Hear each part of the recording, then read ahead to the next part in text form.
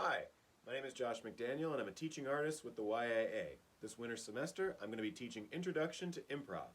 What is improv? Improv is a type of acting where you make up the words and scenarios as you go along. There's no script to memorize, and whatever's on the top of your mind is what you're going to run with first. This method is really useful for the stage, or for the screen, or for just hanging out with your friends. The overall goal at the end of the day is to just have fun and laugh. I want to tell you a bit about what we'd be doing on the first day of class. Just like with a sport or any other activity, you're going to want to warm up first. We do this because it makes it easier to say things off the top of your head.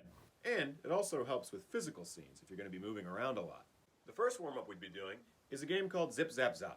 This game is actually pretty popular and a lot of people have different ways of playing it, and we'll be doing it a couple of different ways too. The baseline game goes like this. The group will stand in a circle, and the first person will point to another person, clap their hands, and say, "Zip!" Now, I don't have anyone else here to demonstrate this with me at the moment, so I've taken the liberty of pulling a couple different parallel versions of myself from different universes who decided to wear a different shirt today. So, let's get started. Zip! Zap! Zop! Zip! Zap! Zop! Zip! Zap! Zop! Zip! Zap! Zop! Zip! Zap! Zop! And we'll stop right there. Basics of that warm-up are just to get us talking quickly and reacting quickly so that we can do it easier in the next scenes. You can also do different variations. Another one that we use a lot is the organic version, where you just make different noises instead of zip, zap, zop. Like this. Whoa! Look out! Ooh! Huh! Splash! Not today. Bark. Woo! Oh no. Ah! Meow. And just like that until the whole thing reaches a natural end. Now there's other variations that we'll be playing during the class, such as the knockout round, where you try to go as fast as you can, and whoever misses their cue stands out for a moment, and we end up getting down to the last two people when we see how fast we can get things going.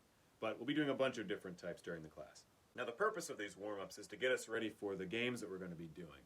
And the next one is a graduated version of these warm-ups called one-word scenes.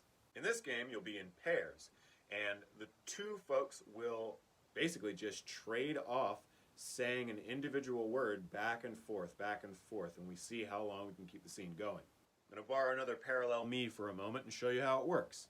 Plate, cup, town, bird, stairs, sink, ancient, truck, donut, flight, cork, dolphin, flood, tree, stank, hand sanitizer, pillow, foot, dump truck, glad, bottle, floor, and that's one-word scenes. As you can see, they're real similar to the warm-ups because we're just trying to practice letting the first thing that comes to our head come out in the scene instead of spending a bunch of time thinking about it. As we move forward in the class, you'll go from one-word scenes to a thing called three-line scenes where you'll get to generate an entire dialogue basically from nothing. But we won't jump into that right away. That's why we take steps. All the stuff that we have done in the first class at this point is going to lead to the first stage game that you're going to do called Dr. Know-It-All. I call it a stage game because this is actually a game that you will see on improv stages across the country. The way it's set up is I, as the host, will introduce to the audience a doctor whose name is Dr. Know-It-All, who is so incredibly intelligent that we had to split their brain into 3, 4, 5 different bodies, however many people are on stage. The host will then ask the audience for a burning question that they just have to have answered by the most intelligent being on the planet. Now that question can be very boring, very silly, doesn't really matter, but the host will then pose it to the performers on stage acting as Dr. Know-It-All, and they will answer the question one word at a time, taking turns down the line for each person. It will look a little bit like this. I'm going to be asking for some help from my parallel selves again. Welcome everyone, welcome. Thank you for joining us. Now tonight we have a special treat for you. Tonight we have Dr. Know-It-All, the smartest living thing on the planet, and they are here just to answer your questions. So, can I please have a question from the audience? I have a question. I have a yes, question. You over there. Could you please tell me how it is that birds fly? Ah, yes. Dr. Know-It-All, how do birds fly? Birds are light and can fight the air with their wings or nuggets. And there you have it, everyone. That is how birds fly.